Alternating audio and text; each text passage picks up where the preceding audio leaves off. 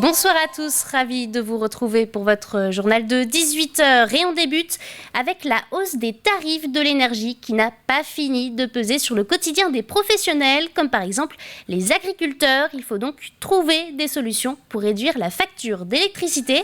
Nous avons donc rencontré à Sainte-Flève-des-Loups un éleveur qui lui a décidé de miser sur l'agrivoltaïsme. Cette technique consiste à placer des panneaux photovoltaïques au-dessus des cultures et des bâtiments agricoles. Les explications de Pierre Dalicieux. Cet éleveur de porcs vient comme tous les jours se rendre compte de sa consommation d'électricité car depuis qu'il a fait installer des panneaux photovoltaïques, sa facture est bien moins élevée qu'avant. Habituellement, on consomme sur une base à cette heure-ci de 20 kW kVA. Et on se rend compte qu'aujourd'hui, maintenant, ça baisse tout le temps. On est autour de 7 kW, même moins, on passe à 4. Donc la différence, c'est ce qui a été produit par nos panneaux. Et donc c'est autant d'économies qu'on peut faire, quoi. Des panneaux solaires qu'il a financés lui-même. L'électricité produite est directement consommée par ces 3 bâtiments agricoles comme celui-ci. Et tout se mesure quasiment en temps réel via son smartphone.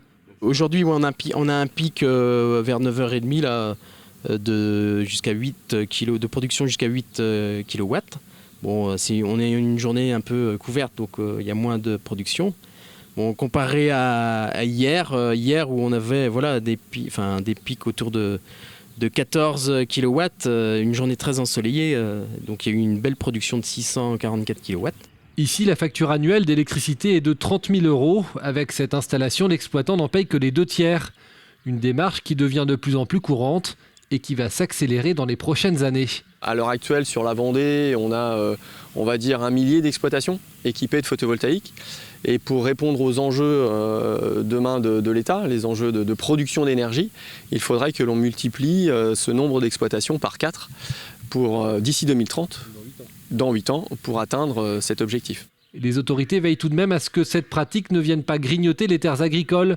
Certains exploitants se font même financer des bâtiments pour y implanter des panneaux solaires et revendre l'électricité. Des bâtiments souvent de taille démesurée. Dans certains cas, on peut se retrouver avec des bâtiments alibi, dans le sens où les bâtiments sont construits, souvent des bâtiments de grande taille, donc des puissances photovoltaïques, mais sans véritable usage, ou 1, 2, 3 tracteurs dessous et c'est tout, quoi. Et il faut éviter ça. Une autre pratique plus vertueuse est en train de voir le jour, celle de l'autoconsommation collective, où les agriculteurs revendent directement l'électricité à leurs voisins. Dans le reste de l'actualité, ça y est, J-5 avant le premier tour des élections législatives qui, je le rappelle, se tient le dimanche 12 juin. Alors, vous serez donc appelés à élire les 5 nouveaux députés du département. Direction la 4e circonscription qui s'étend sur le nord-est du département et notamment des Herbiers à Pouzauges, un territoire qui compte 10 candidats au poste de député. Parmi eux, Amine Humlil de Debout la France et Céline Sauvêtre, candidate du Parti communiste français représentant l'Union de la gauche, la NUPES. Je serai un député qui sera présent lors des votes des lois importantes, notamment dans le domaine de la santé.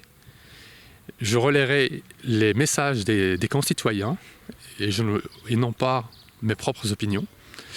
Et surtout, j'ai envie d'innover en fait dans le domaine politique, c'est-à-dire qu'un sujet qui me paraît d'intérêt général, quel que soit le bord politique qui portera ce sujet-là, je serai amené à coopérer sur cette thématique. La première mesure qu'on prendra quand on sera élu, c'est d'augmenter le SMIC à 1 500 € net. Et puis c'est aussi revaloriser tous les salaires. Mais c'est aussi tout de suite bloquer les prix sur les denrées de première nécessité. Et puis on a d'autres mesures aussi, comme pour les jeunes, l'allocation autonomie jeunesse que nous proposons à partir de 18 ans. Et pendant que certains font campagne, d'autres font la fête. Ce week-end, les Sables d'Olonne célébraient les héros du Vendée Globe avec la grande parade des skippers. Après les reports dus à la pandémie, ils étaient donc très nombreux à applaudir 28 des 33 derniers participants à cette course en voile devenue mythique. Parmi la foule, Grégoire de Châtillon qui nous livre ce reportage. Les héros du Vendée Globe. Il n'est jamais trop tard pour enfin fêter ces héros de la mer. La parade sur le remblai des sables a rassemblé 28 des 33 marins du dernier Vendée Globe. On n'est pas habitué à autant de bruit, mais ça fait plaisir de voir tout ce public avec nous. Et le public vendéen est incroyable comme d'habitude. Peu importe ce qu'on fait, ils sont là pour nous accueillir, donc un grand merci à eux. Et j'ai déjà hâte à la prochaine édition. C'est formidable. Ça se passe que à Sable d'Olonne. Des skippers embarqués sur 2 chars dans une ambiance très festive. Avec un trophée de poids porté par le vainqueur de la dernière édition. Ça fait très plaisir, c'est vrai que c'est compliqué d'arriver en plein confinement avec le Covid et tout et de pouvoir partager, même si c'est un an après, toute cette émotion, tout ça avec le public qui a suivi. C'est grâce à eux que le Vendée Globe a été autant médiatisé, donc c'est un bonheur de pouvoir communiquer ça avec le public au Sable d'Olonne. Le public, en effet nombreux ici, n'a pas démenti à sa réputation. Le Vendée Globe est une chose importante, et pour les Sables d'Olonne et pour le monde de la voile.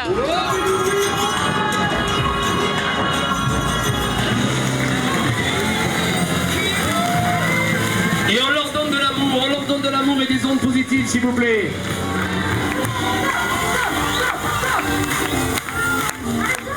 Un remblai des sables embrasés pour célébrer ces héros. La parade s'est terminée par un feu d'artifice géant au-dessus de la baie des Sables d'Olonne. Ce sont vos héros à vous du Vendée Globe de cette édition.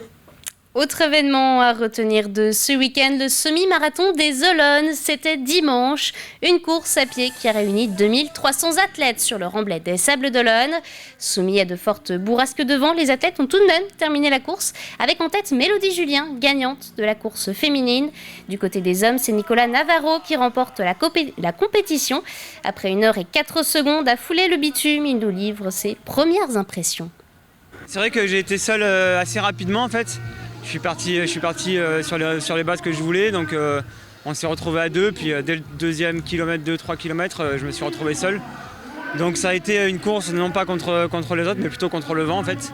Donc malheureusement il y avait énormément de vent aujourd'hui, donc ça a été assez compliqué de jouer un chrono, mais moi j'étais venu là aussi pour faire un maximum d'efforts avec le rythme de la compétition qui est complètement différent de ce qu'on peut faire en entraînement, donc c'est plutôt rassurant en période de préparation marathon où on fait beaucoup de kilomètres, donc c'est plutôt rassurant. Ouais. Toujours en sport, mais en mer, avec de la voile. Hier, la 3e édition de la Sardinia Cup s'était lancée de Saint-Gilles-Croix-de-Vie. 22 duos de skippers sont partis au large pour une première étape de 280 000. Organisée par le team Vendée Formation, cette course est aussi une excellente manière d'apprendre les différents métiers de la voile sportive, comme expliqué dans ce reportage tourné en amont du départ par Colline Davy. La Sardinia Cup fait son retour à Saint-Gilles-Croix-de-Vie. Et au-delà du seul tandem du circuit Figaro, c'est surtout une course-école, un moyen pour les jeunes de se jeter à l'eau. La course, elle est née d'un constat. On s'est dit, on fait de la théorie, on leur explique comment ça marche, on montre des feuilletons, des séquences, mais au final, on s'est dit, il fallait les jeter dans le grand bain. Et la meilleure façon de les jeter dans le grand bain, ça a été justement de créer cet événement et de les intégrer dans cet événement au poste qu'ils ont choisi et qu'ils deviennent acteurs eux aussi avec toutes les théories qu'ils ont appris en cours avant. Stagiaires, journalistes, arbitres ou commercial amateur, tous les domaines de la course au large sont ouverts à l'apprentissage. Alors pour les jeunes du team Vendée Formation, c'est tout simplement le moment d'apprendre. Cette course a vraiment ce côté formation qui est qu'en fait une course, c'est là où se concentrent tous les métiers de la voile et se retrouvent au même moment à un instant T. Et donc c'est le meilleur moyen d'apprendre parce qu'on va côtoyer les arbitres, la direction de course, les skippers, les préparateurs, les communicants, les journalistes. Tout le monde se rencontre. Donc c'est là où on peut en fait vraiment s'épanouir et apprendre de plus en plus notre métier. Une course où on apprend aussi à être skipper et pas seulement sur l'eau. Parmi les 44 concurrents en lice, la moitié a moins de 30 ans. Ils nous apprennent vraiment tout de A à Z dans le métier de la voile. Donc que ce soit la communication, la recherche de sponsors, essayer de garder des sponsors, de les faire rêver. Vraiment, c'est très complémentaire. On apprend vraiment tout et en plus aussi la performance sur l'eau, la condition physique. Ça fait une bonne palette. C'est super intéressant. Une palette de connaissances et une mise en pratique immédiate avec la Sardinia Cup. C'est, semble-t-il, le secret de cette formation.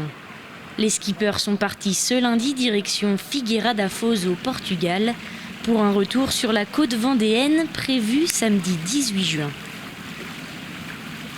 Des images sur l'île Dieu à présent où s'est tenue la traditionnelle fête des fleurs. Un défilé qui a lieu tous les 2 ans dans les rues de l'île. Mais en raison de la crise sanitaire, l'événement avait dû être reporté. Comme vous pouvez le voir sur ces images, ils sont donc nombreux à être venus se joindre à la parade. Une parade déguisée qui a redonné le sourire aux locaux comme aux premiers touristes. En basket, ce week-end se jouaient les finales du tournoi de la Micaline Basket Go à Saint-Jean-de-Mont. Cette compétition U15 proposait 2 tableaux masculins et féminins. Chez les filles, Sénart Basket s'est donc illustré face à Nantes 33-21.